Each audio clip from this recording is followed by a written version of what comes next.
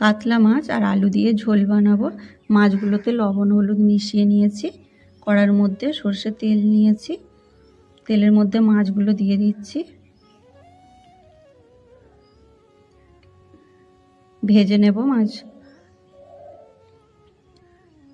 ভাজা হয়ে গেছে মাছ, তুলে নেব।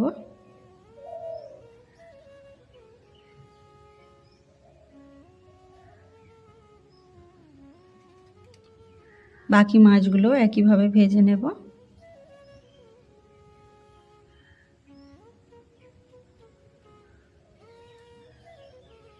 মাছ ভাজা হয়ে গেছে, এই মাছগুলোও তুলে নেব।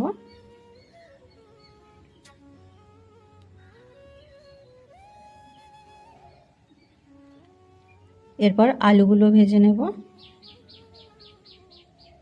আমি এখানে 2টো আলু নিয়েছি।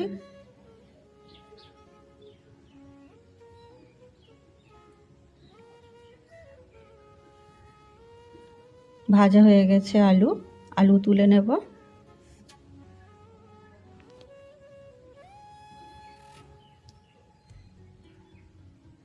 এবার তেলের মধ্যে একটা তেজপাতা আর গোটা জিরে ফোড়নে দিলাম।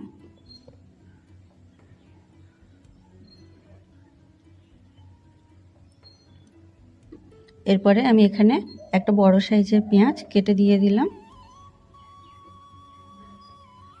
পেঁয়াজটা একটু ভেজে নিয়ে এর মধ্যে আমি একটা টমেটো কেটে দিয়ে দিলাম।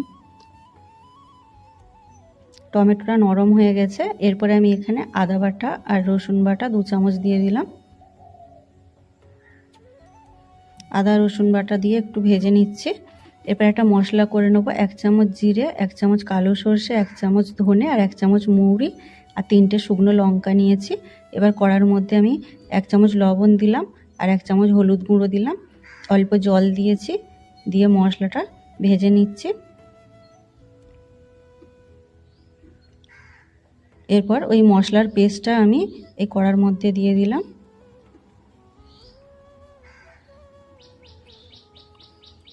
মশলাটা দিয়ে ভালোভাবে ভাজা হয়ে গেছে। এরপরে ভাজা আলুগুলো দিয়ে দিচ্ছি। আলুগুলো দিয়ে আবার মশলার সাথে ভেজে নিচ্ছি।